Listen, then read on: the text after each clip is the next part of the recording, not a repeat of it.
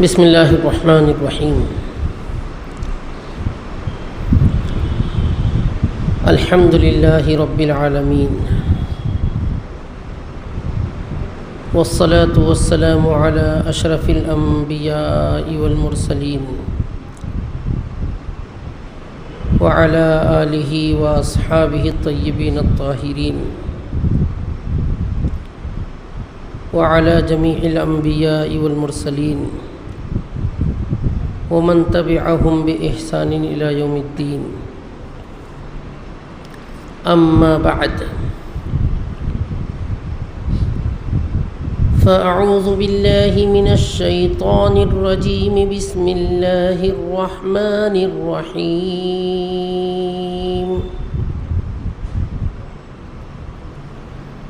ودخل معه السجن فتيان قال أحدهما إني أراني أعصر خمرا وقال الآخر إني أراني أحمل فوق رأسي خبزا تأكل الطير منه نبئنا بتأويله إنا نراك من المحسنين.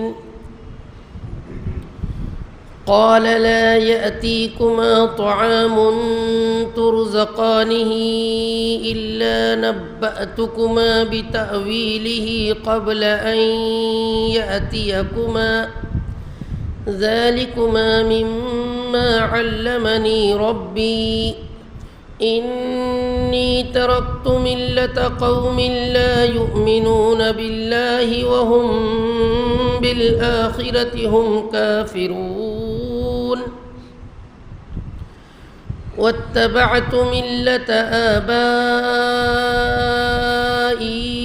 إبراهيم وإسحاق ويعقوب ما كان لنا أن نشرك بالله من شيء ذلك من فضل الله علينا وعلى الناس ولكن أكثر الناس لا يشكرون. يا صاحبي السجن أأرباب متفرقون خير أم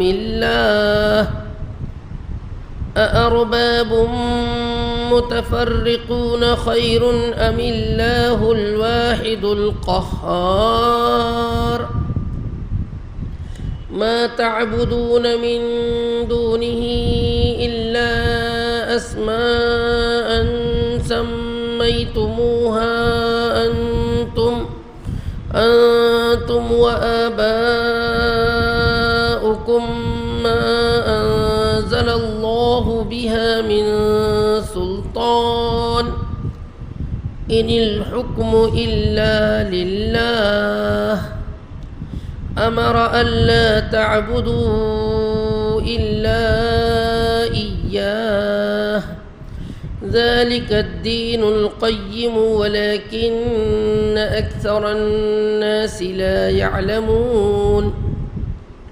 يا صاحبي السجن أما أحدكما فيسقي ربه خمرا وأما الآخر فيسلب فتأكل الطير من رأسه قضي الأمر الذي فيه تستفتيان.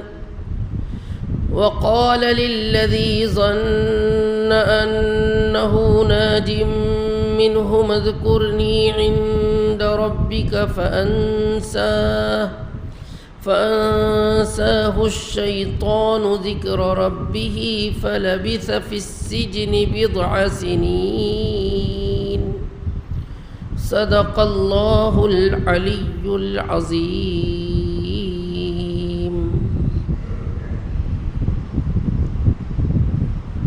موقر و محترم بزرگوں، نوجوان دوستوں،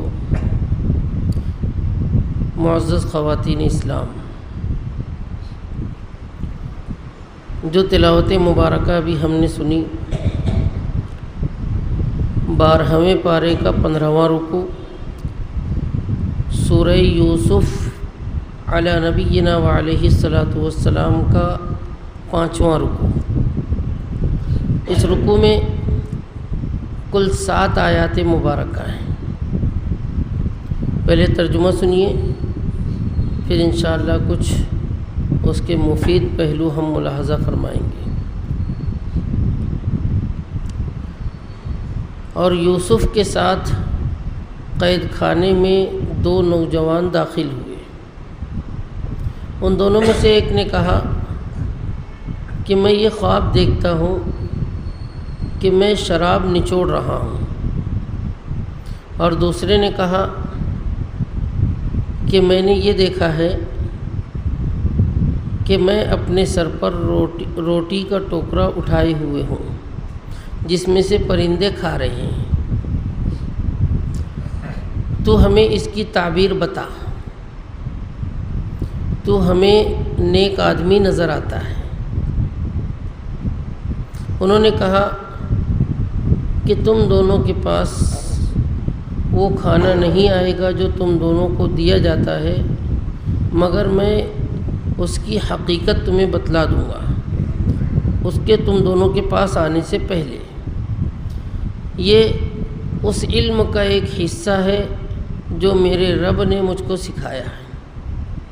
یقیناً میں نے ان لوگوں کے دین کو چھوڑ دیا ہے جو اللہ پر یقین نہیں رکھتے اور وہ لوگ آخرت کا انکار کرتے ہیں، اور میں پیروی کرتا ہوں اپنے باپ دادا ابراہیم، اسحاق، یعقوب کے دین کی۔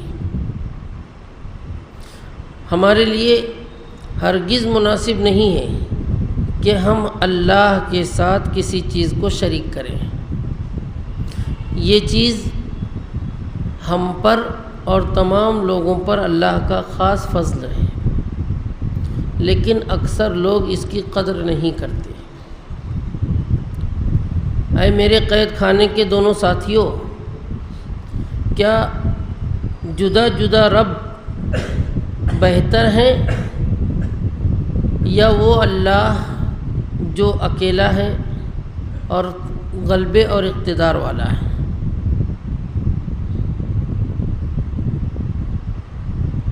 تم لوگ اس کے علاوہ عبادت نہیں کرتے ہو مگر ان معبودوں کی جن کی حقیقت یہ ہے کہ ان کے ناموں کو تم نے اور تمہارے باپ دادا نے گڑھ لیا ہے۔ اللہ نے اس پر کوئی دلیل نازل نہیں فرمائی۔ حکومت تو صرف اور صرف اللہ ہی کی ہے۔ اس نے یہ حکم دیا ہے کہ تم عبادت نہ کرو مگر صرف اسی کی۔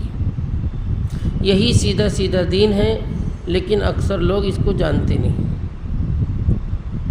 اے میرے قید کے دونوں رفیقوں، تم دونوں میں سے ایک بہرحال اپنے آقا کو شراب پلائے گا،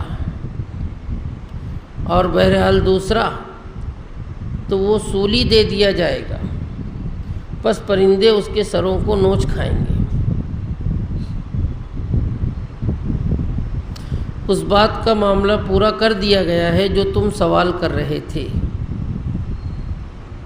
اور اس سے کہا جس کے بارے میں ان کا یہ گمان تھا کہ وہ نجات پا جانے والا ہے دونوں میں سے، کہ تو میرا ذکر اپنے بادشاہ کے پاس کر دینا۔ بس شیطان نے اس کے سردار سے اس کا ذکر بھلا دیا۔ وہ جیل میں ٹھہرے رہے کئی برس تک۔ یہ پورے رکوع مبارکہ کا ترجمہ ہوا۔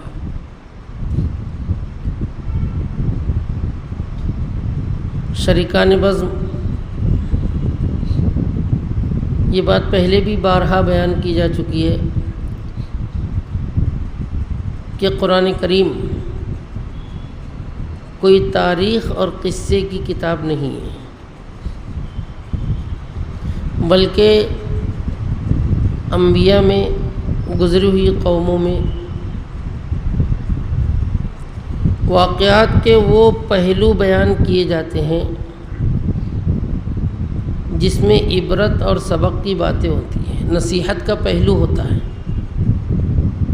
بے شمار انبیاء کرام علی نبینا وعلیہم الصلاۃ والسلام تشریف لائے۔ کئی قومیں پہلے گزر چکی ہیں۔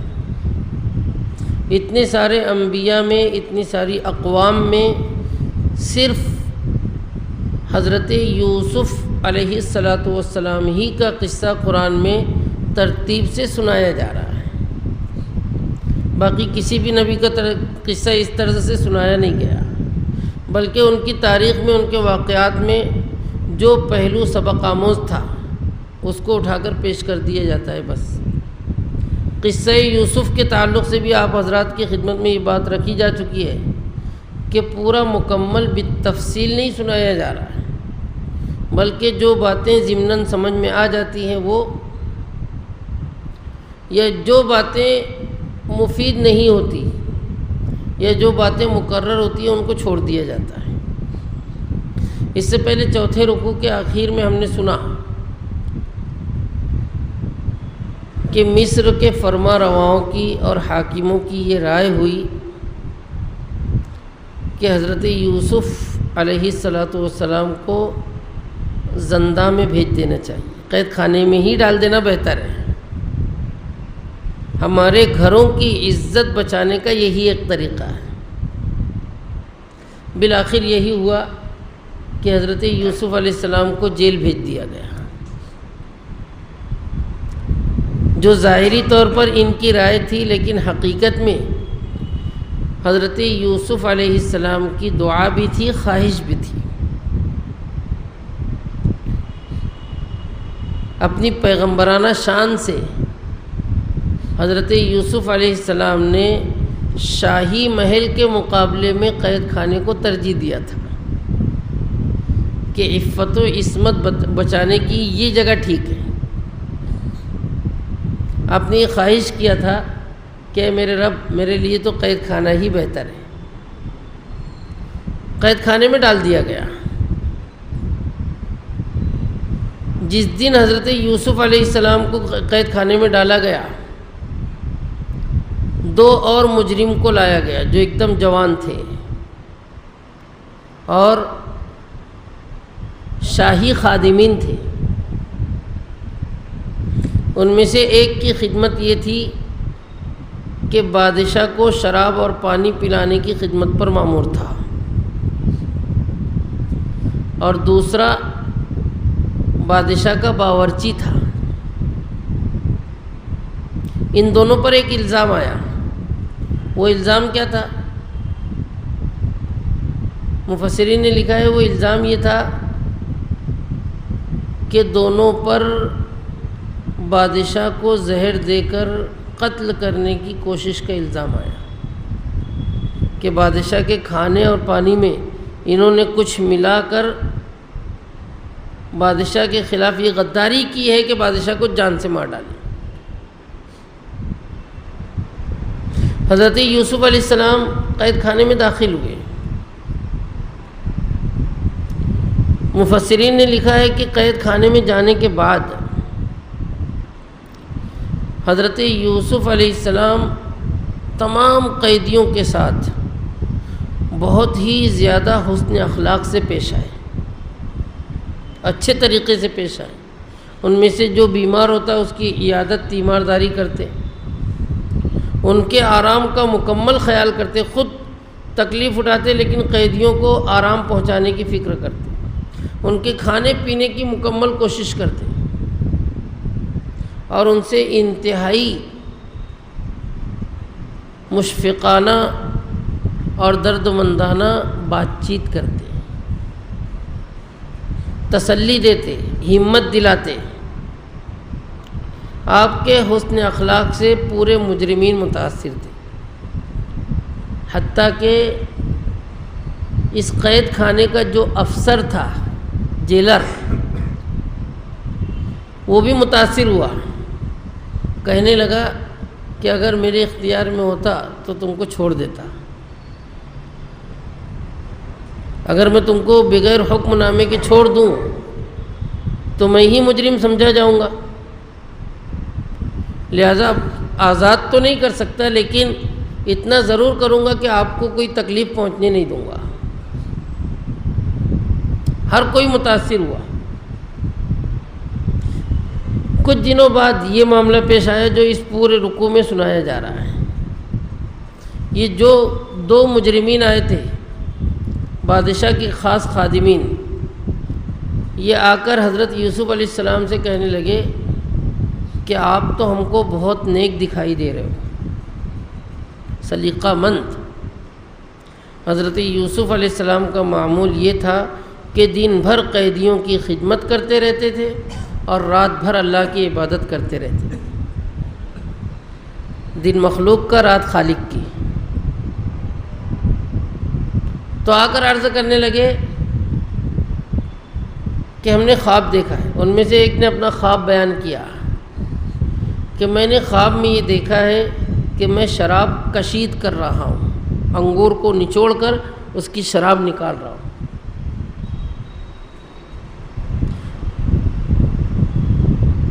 دوسرے نے یہ خواب بیان کیا کہ میں نے خواب میں یہ دیکھا کہ میرے سر پر روٹیاں رکھی ہوئی ہے اور پرندے آ رہے ہیں، اس میں سے اٹھا اٹھا کر بھاگ رہے ہیں، اس کو نوچ نوچ کر لے جا رہے ہیں۔ یہ خواب قرآن کریم میں بیان کیا گیا ہے، دونوں نے بیان کیا ہے۔ حضرت عبداللہ ابن عباس رضی اللہ تعالی عنہ اور اکثر مفسرین کی رائے یہ ہے کہ دونوں نے یہی خواب حقیقت میں دیکھا تھا۔ لیکن ایک اور اونچے درجے کے صحابی ہیں حضرت عبداللہ ابن مسعود رضی اللہ تعالی عنہ، فرماتے ہیں کہ ان دونوں نے خواب نہیں دیکھا تھا، مگر حضرت یوسف علیہ السلام کی آزمائش کے لیے، پرکھنے کے لیے انہوں نے بناوٹی خواب پیش کیا تھا۔ حقیقت جو بھی ہو، ان دونوں نے اپنا خواب بیان کر کے حضرت یوسف علیہ السلام سے یہ پیشکش کی کہ ہم کو اس کا مطلب سمجھائیے، تعبیر بتائیے، آپ بڑے نیک دکھائی دے رہے ہو۔ اشارہ اس بات کی طرف ہے کہ اپنا خواب ایسے ہی لوگوں سے بیان کرنا چاہیے جو لوگ نیک ہوں اور جن کے بارے میں غالب گمان یہ ہو کہ یہ میرا مخلص ہے، یہ میرا ہمدرد ہے۔ تعبیر پوچھنے کے ساتھ انہوں نے یوسف علیہ السلام کی یہ تعریف بھی کی، انا نراک من المحسنین۔ حضرت یوسف علیہ السلام نے فوراً تعبیر نہیں بتایا، موقع کو غنیمت جانا۔ کہنے لگے کہ جو کھانا تم کو قید خانے میں دیا جاتا ہے، چاہے بادشاہ کی طرف سے آتا ہو چاہے گھر سے آتا ہو، وہ کھانا تم دونوں کے پاس آنے سے پہلے میں اس کی حقیقت تم کو بتا دوں گا۔ بعض مفسرین کہتے ہیں کہ اس کی حقیقت سے کیا مراد ہے۔ بعض مفسرین کی رائے یہ ہے کہ کھانا لگنے سے پہلے تعبیر تم کو بتا دوں گا، دونوں کے خواب کا مطلب سمجھا دوں گا۔ اور اکثر مفسرین نے یہ لکھا ہے کہ کھانا تمہارے پاس آنے سے پہلے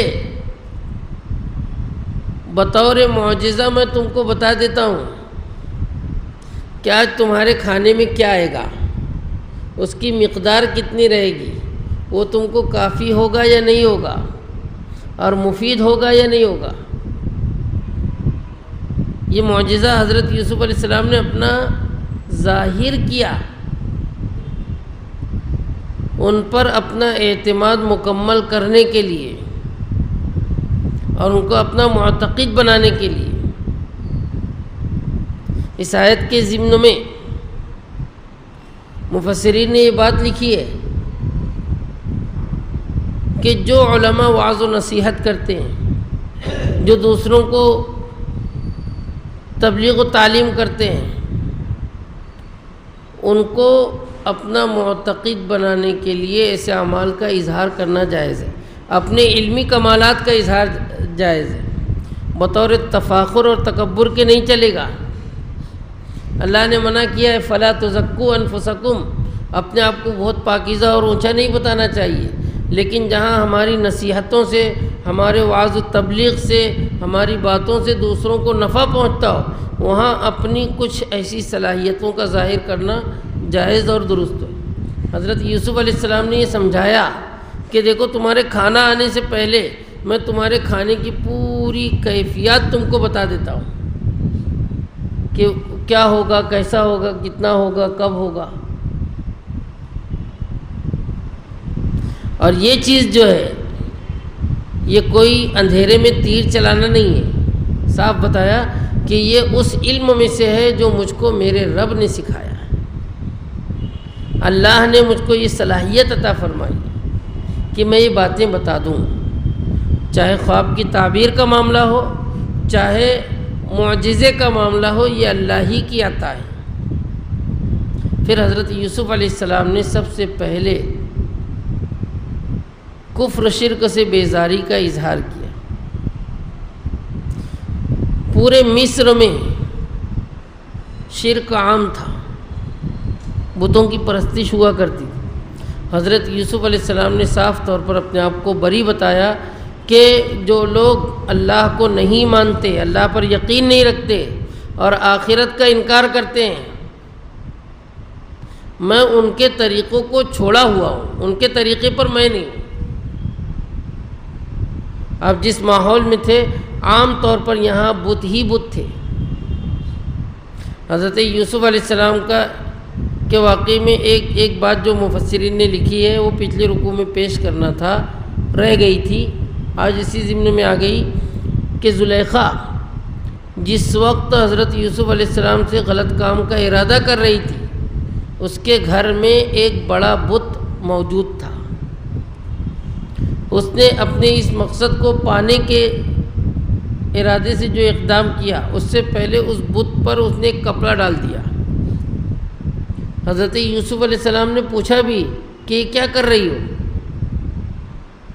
تو کہنے لگی کہ یہ ہمارا خدا ہے، اس کو غلط حرکت بتاتے ہوئے شرم آتی ہے۔ یوسف علیہ السلام نے برجستہ کہا تھا کہ تمہارا بت تو بے جان ہے، میرا رب ہر جگہ ہر چیز کو دیکھتا ہے، وہ خفیہ اور پردے کی چیزوں کو بھی دیکھتا ہے۔ وہ نشانی جو اللہ نے اشارہ کیا ہے کہ حضرت یوسف علیہ السلام اپنے رب کی کوئی دلیل نہ دیکھتے تو اس سے باز نہ آتے، ان دلائل کے ضمن میں مفسرین نے یہ بھی لکھا ہے۔ یہاں یہ ذہن میں رکھیں کہ مصر میں عام طور پر بت پرستی تھی، آپ نے بیزاری کا اظہار کیا اور توحید کا اعلان کیا۔ میں اپنے آبا و اجداد حضرت ابراہیم، حضرت اسحاق، حضرت یعقوب علیہم الصلاۃ والسلام کے دین کی پیروی کرنے والا ہوں۔ وہ دین کیا ہے؟ ہمارے لیے جائز ہی نہیں، ہمارے لیے مناسب ہی نہیں، ہم کو یہ زیبا ہے ہی نہیں کہ اللہ کے ساتھ کسی کو بھی شریک قرار دیا جائے۔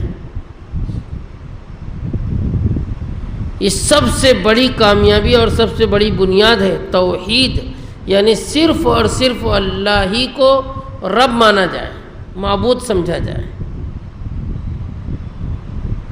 اور پھر توحید کے بارے میں حضرت یوسف علیہ السلام نے اپنے ساتھیوں سے بیان کیا کہ یہ ہم پر بھی اور تمام لوگوں پر اللہ کا بڑا فضل ہے۔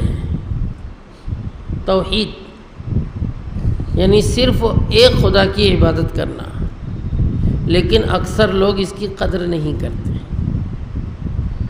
ناقدری سب سے بڑی تو یہ ہے کہ اللہ کو چھوڑ کر دوسروں کو خدا سمجھ لیتے ہیں۔ توحید والے بھی اپنی اس نعمت کی صحیح قدر نہیں کرتے۔ بزرگوں اور دوستوں، ہم اس بات کو اچھی طرح ذہن میں رکھیں، اللہ پاک کا کتنا بڑا انعام اور کتنا بڑا فضل و کرم ہے کہ اللہ پاک نے ہمیں توحید کی دولت سے مالا مال کیا۔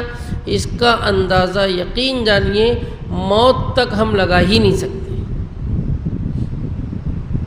اس کا صحیح وزن اور اس کی صحیح قیمت موت کے بعد ہی سمجھ میں آئے،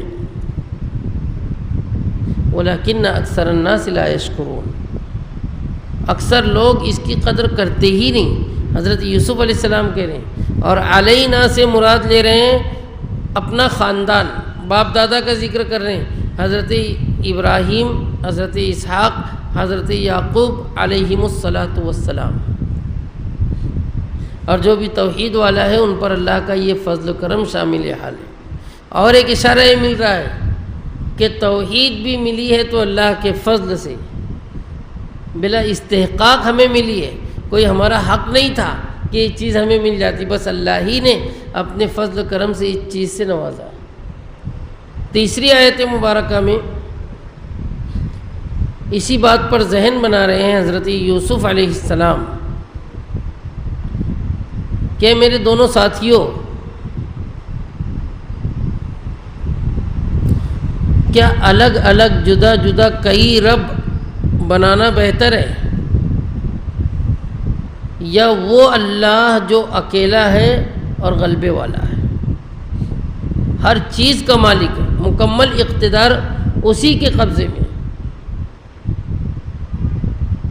چوتھی آیت مبارکہ میں ان کے شرک کی کمزوری بیان کی، تم جو عبادت کرتے ہو اللہ کے علاوہ دوسروں کو پوجتے ہو،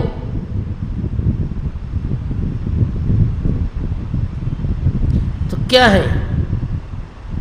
کچھ من گھڑت نام ہے، کچھ تم نے گھڑے، کچھ تمہارے باپ دادا نے گھڑے، حقیقت کچھ بھی نہیں۔ الگ الگ خدا بنا لیتے تھے، ہوا کا الگ معبود، روشنی کا الگ معبود، بارش کا الگ معبود، خوشحالی کا الگ معبود، تکلیف کا الگ معبود، نعوذ باللہ من۔ یہ سب صرف نام ہے، نام جو تم لوگوں نے گڑھ لیے ہیں، اللہ نے اس پر کوئی دلیل نازل نہیں فرمائی، اور فیصلہ اور حکم صرف اللہ کا چلتا ہے۔ اللہ ہی وہ ذات ہے جس کی پیروی ہمیں کرنا چاہیے۔ اور پھر اللہ کا حکم سنایا کہ تم اللہ کے سوا کسی کی عبادت مت کرو، اللہ نے یہ حکم دیا ہے، اور یہی سیدھا دین ہے، لیکن اکثر لوگ اس کو سمجھتے نہیں۔ یہ تینوں آیات مبارکہ میں حضرت یوسف علیہ السلام نے انتہائی مشفقانہ انداز میں اور انتہائی فراست بھرے انداز میں توحید کی تعلیم دی، شرک اور بت پرستی سے بیزاری کا اظہار بھی کیا، دوسروں کو بھی منع کیا۔ اس سے بہت ساری قیمتی باتیں سمجھ میں آتی۔ سب سے اہم بات تو یہ سمجھ میں آتی ہے کہ دعوت و تبلیغ والے، وعظ و ارشاد والے، ان کو موقع کو غنیمت جان کر عام ملاقاتوں میں بھی، عام بات چیت میں بھی حق بات پہنچانا چاہیے، اور جس کا نتیجہ اور اثر انشاءاللہ ثم انشاءاللہ ہوگا۔ حضرت یوسف علیہ السلام پہلے اپنے حسن اخلاق سے تمام قیدیوں کو متاثر کیے، اور پھر موقع جان کر ان کو توحید کی دعوت دی ہے۔ اور یہ بات ابھی ہم ذہن میں رکھیں کہ اس وقت حضرت یوسف علیہ السلام کو ابھی نبوت ملی نہیں ہے، آپ نبی بنائے نہیں گئے، اسی واسطے اپنے آبا و اجداد کا ذکر کر رہے ہیں، آبائی ابراہیم و اسحاق و یعقوب۔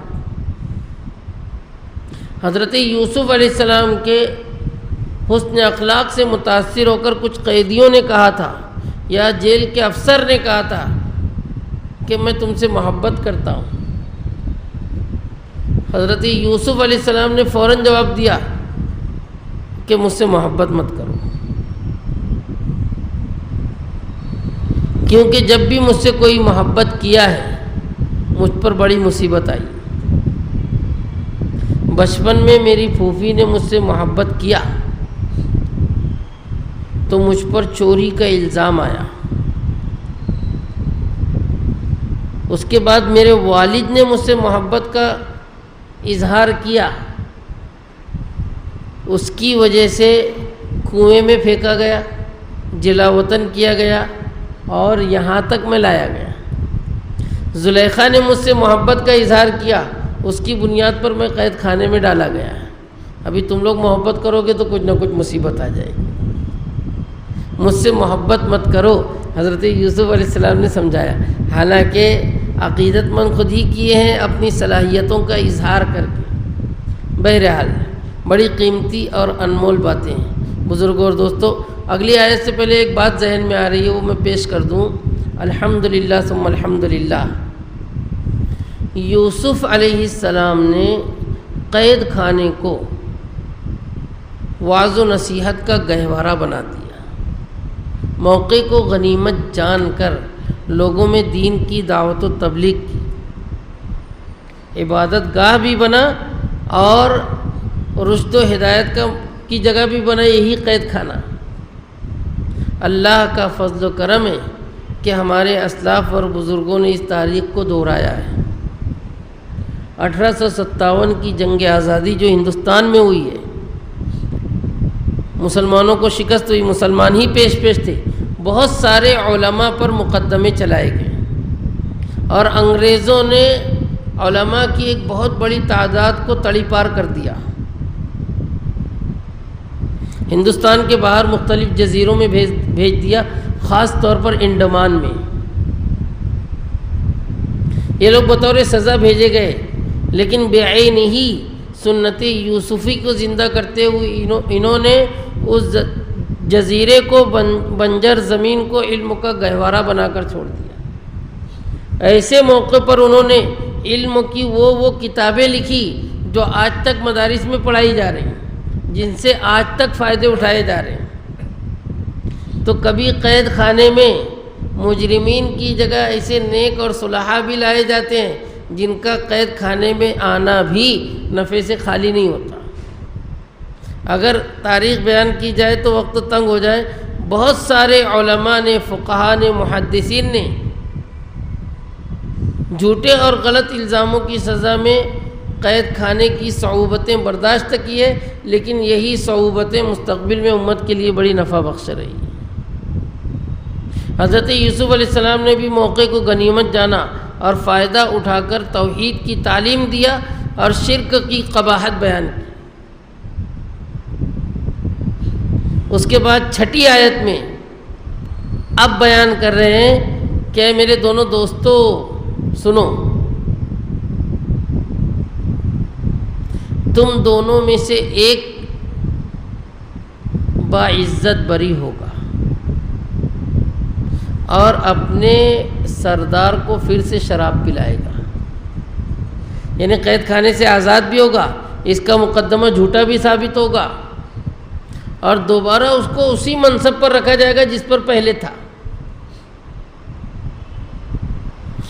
اور دونوں میں سے دوسرا جو ہے اس کو پھانسی پر لٹکا دیا جائے گا، سولی دے دی جائے گی، اور جس کے نتیجے میں پرندے اس کے سروں کو نوچ کھائیں گے۔ یہ مشفقانہ انداز ہے، مربیانہ انداز ہے۔ اچھی طرح سمجھ رہا تھا کہ اس کے لیے کیا حکم ہے، اس کے لیے کیا حکم ہے، لیکن تکلیف زیادہ نہ ہو۔ یوسف علیہ السلام نے ایسے انداز سے بیان کیا کہ ان کو جملے سے زیادہ تکلیف نہ ہو۔ دونوں میں سے ایک ایسا ہوگا، ایک ایسا ہوگا۔ اگر صاف طور پر بولا جاتا کہ تو زندہ بچ جائے گا اور تو مارا جائے گا تو بہت تکلیف ہوتی۔ یہاں پر بعض مفسرین نے لکھا ہے، ابن مسعود رضی اللہ تعالیٰ عنہ کی تفسیر کے مطابق، کہ جیسے ہی یوسف علیہ السلام نے یہ تعبیر بیان کی تو جلدی سے کہنے لگے، ارے ہم نے خواب نہیں دیکھا تھا، بلکہ ہم نے تو من گھڑت صرف تمہارا امتحان لیا تھا، خواب آپ دیکھا نہیں ہم نے، صرف بناوٹی باتیں تھیں۔ حضرت یوسف علیہ السلام نے کہا کہ نہیں، جو بات تم پوچھ رہے تھے اس کا فیصلہ ہو چکا ہے، یعنی اللہ کی طرف سے اب یہی اٹل ہے، اس میں رد و بدل نہیں ہوگا۔ علماء یہاں لکھتے ہیں کہ بناوٹی اور خیالی خواب بھی بیان نہیں کرنا چاہیے۔ اگر کسی نے اس کی تعبیر دے دیا تو ویسا ہی ہونے کا امکان ہے، اور جھوٹ تو بہرحال جھوٹ ہے۔ بہرحال ان دونوں کو حضرت یوسف علیہ السلام نے سمجھا دیا اچھے طریقے سے کہ ایک جو ہے اپنے منصب پر جائے گا اور دوسرا مارا جائے گا۔ اس تعبیر کے بیان کرنے کے بعد دونوں کی کیفیت عجیب و غریب ہو گئی، اور ہونا ہی ہے۔ ایک مجرم کو اپنے تعلق سے معلوم ہوتا ہے کہ میں نے جرم کیا کہ نہیں کیا، چاہے مقدمے میں کچھ بھی چل رہا ہو، چاہے دوسروں کے سامنے کیسی بھی بیان بازی کر رہا ہو، لیکن اس کے دل میں تو بات ہوتی ہے کہ میری غلطی ہے یا نہیں۔ اب پہلے والا جو ہے جس کو اپنے منصب پر دوبارہ لوٹایا جائے گا، اگر وہ حقیقت میں مجرم نہیں تھا تو اس کو اس بات پر تعجب تھا کہ چلو اگر میں قید خانے سے نکال بھی دیا گیا تو الزام تو بہت بڑا سخت تھا، دوبارہ مجھے کام پر نہیں رکھا جائے گا، مجھ کو ہکال دیا جائے گا۔ لیکن تعبیر یہ دے رہے ہیں کہ پھر سے شاہی خادم رہے گا، بادشاہ کو شراب پلائے گا۔ اور دوسرا جس کے بارے میں یہ اشارہ مل رہا ہے کہ یہ مارا جائے گا، اگر اس کو یہ یقین ہے کہ میں مجرم ہوں تو اب وہ اسی وقت سے واویلا اور رونا دھونا شروع کر دے گا۔ حضرت یوسف علیہ السلام کی منت سماجت کرے گا کہ آپ بہت نیک ہو، بہت صالح ہو، میرے لیے دعائے خیر کرو کہ اللہ تعالیٰ کسی طرح سے مجھے اس مصیبت سے نجات دے دے، میرا الزام رد ہو جائے، میں اپنے جرم کا اعتراف کرتا ہوں، آئندہ نہیں کروں گا، وغیرہ وغیرہ۔ بہرحال حضرت یوسف علیہ السلام نے دو ٹوک انداز میں صاف کہہ دیا کہ ایسا ہو کر رہے گا۔ پھر اس کے بعد دونوں میں سے ایک کا معاملہ تو آپ سمجھ گئے تھے، اس کو یوسف علیہ السلام نے کہا کہ جب تو جانا اپنے عہدے پر پہنچ جانا تو بادشاہ سے ایک بات کہہ دینا، میرا ذکر کر دینا۔ کیا ذکر کرنا؟ کہ وہ ایک بے گناہ مجرم بھی قید میں ہے، اس کے تعلق سے کچھ غور و فکر کرو، یا یہ بتانا کہ ہم نے خواب دیکھا تھا، خواب کی تعبیر اس نے جیسا بتایا ہے ویسا ہی ہوا ہے۔ لیکن ہوا کیا؟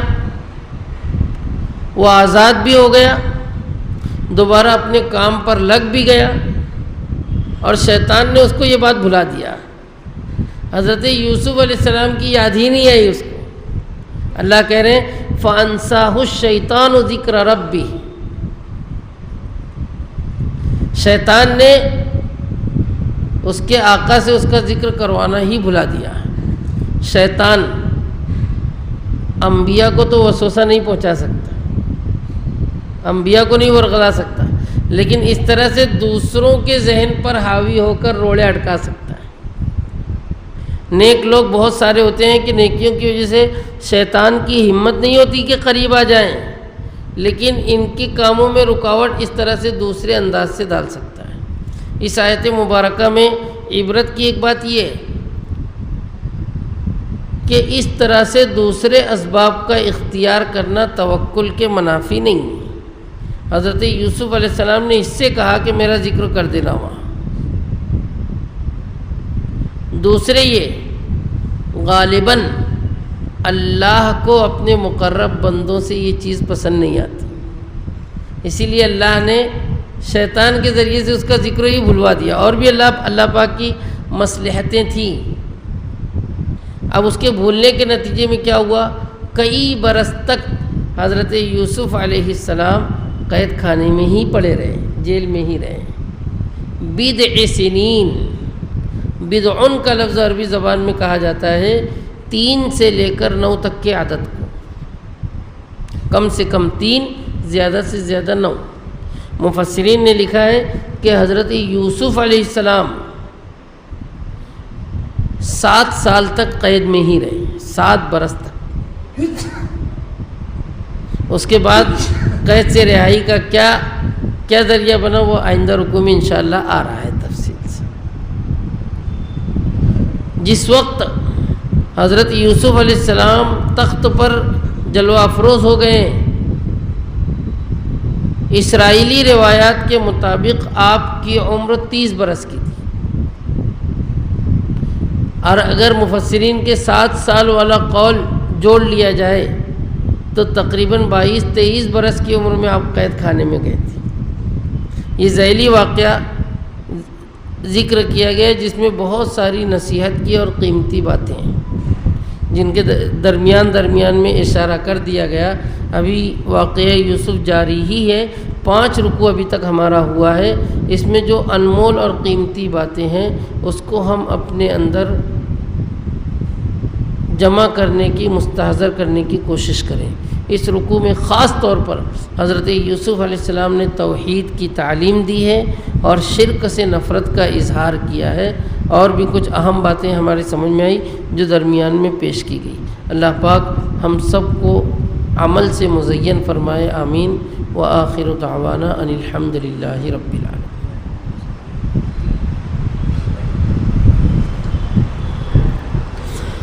بسم اللہ الرحمن الرحیم۔ الحمد للہ رب العالمین، والصلاة والسلام علی سید الانبیاء والمرسلین۔ لا الہ الا اللہ الحلیم الکریم، سبحان اللہ رب العرش العظیم، والحمد للہ رب العالمین۔ نسألک موجبات رحمتک وعزائم مغفرتک، والغنیمة من کل بر، والسلامة من كل إثم، لا تدع لنا ذنبا إلا غفرته، ولا هما إلا فرجته، ولا مرضا إلا شفيته، ولا دينا إلا أديته، ولا حاجة هي لك رضا إلا قضيتها يا أرحم الراحمين۔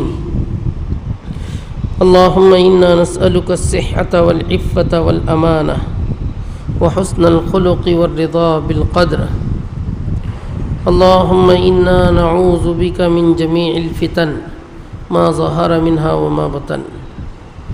اللهم اكفنا بحلالك عن حرامك وأغننا بفضلك عمن سواك۔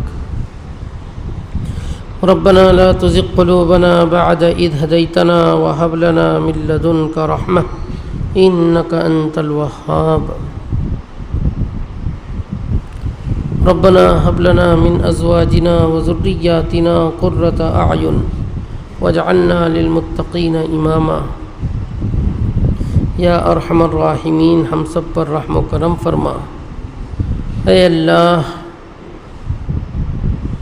توحید میں ہم سب کو استقامت اور مضبوطی عطا فرما، اپنے پر کامل اعتماد و توکل عطا فرما۔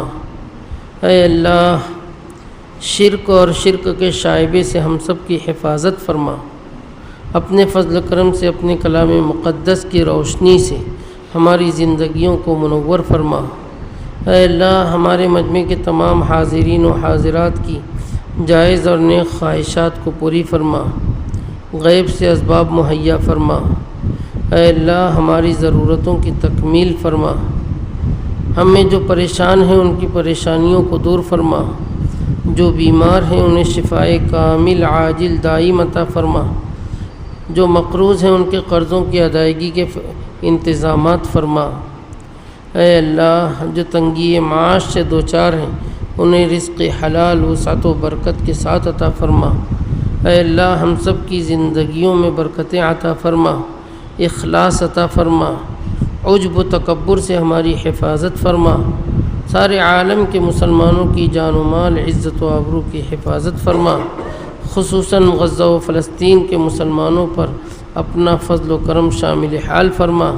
اے اللہ، ان کی تکالیف کو ختم فرما، اے اللہ ان کو سربلندی عطا فرما، ہم سب کو دونوں جہاں کی سرخروئی اور کامیابی عطا فرما۔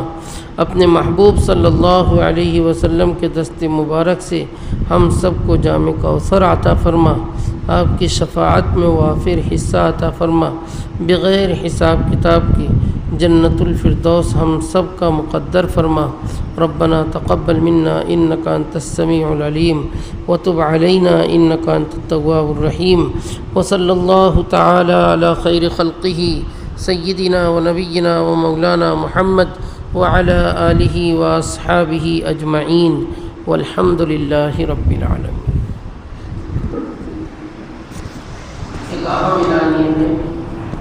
ساری نماز کا وقت ابھی تبدیل نہیں ہوا ہے، ابھی 8:30 کی ہی جماعت چل رہی ہے۔